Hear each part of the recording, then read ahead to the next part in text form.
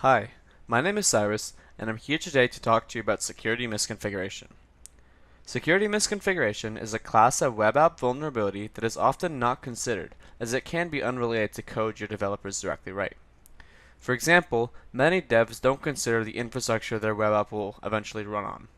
Vulnerabilities can actually hide in things like open ports, running services on the system, outdated software and services, and more. Security misconfiguration is currently number 5 on the top 10 list of OWASP vulnerabilities. For many software shops, it's important to understand the concept of using security in layers.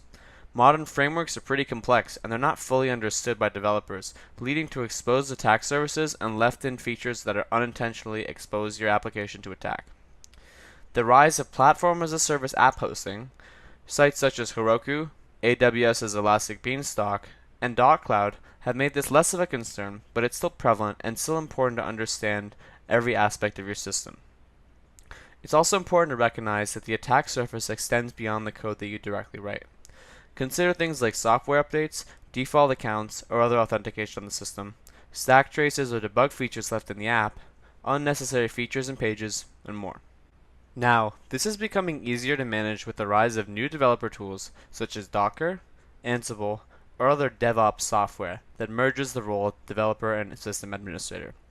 In general, be sure to run scans against your own system ports and consider the configuration of the host operating system. Make sure to carefully manage your updates as well. Consider setting up a platform which can email crucial logs or other information directly to your developers, such as Nagios, which can help you better automate and supervise your infrastructure. For this video, we're going to look at the Grails.nv project, linked below in the description. Grails.nv is an example of an insecure application written using the Grails framework that we can use to learn more about securing our own projects. By default, Grails provides some paths for us to be able to manage our database. Since the development database is H2, it's fully in memory. Grails provides us with the /dbdoc and /dbconsole paths. While these could be invaluable for use in development, we'll obviously need to disable them for production. Unfortunately, this is easy to overlook and should be considered before deploying your app. So how would we disable these admin console features? We'll need to turn off debug mode. In debug mode, Grails is started using the Grails run-app command, which uses the built-in web server, usually Tomcat. We'll want to instead generate the Java application with Grails var, and then run this with something like Tomcat or Jetty configured for production use. In general, make sure that the debug features of your framework are properly disabled for production. Doing this will also avoid things like exposing attack traces in your production apps, which is a problem because it gives attackers more information about your infrastructure.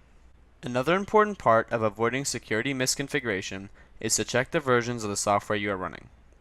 Make sure that all front-end and back-end libraries are up to date and keep track of security releases. Now, larger libraries such as jQuery or frameworks such as Grails or Rails will usually provide release schedules, security bulletins and CVEs, and migration guides so you can be helped along the way. Now, while this can often be difficult to handle, since changes in API breakage will lead to headaches down the road, it's also crucial. No library or framework is perfect, so security updates and bug fixes are inevitable. You can do your best to handle them by keeping track of all your libraries and systems so as to have strong control over your ecosystem. Now, while it's not often considered, security misconfiguration can lead to just as serious problems in your software as other portions of your infrastructure and code. It's important to consider all layers of the server, not just the app and database. Consider all levels of the stack. What services am I running? What ports do I have open? What software do I need to update? And more. This has been Cyrus with another episode of SecCasts. Thank you for watching.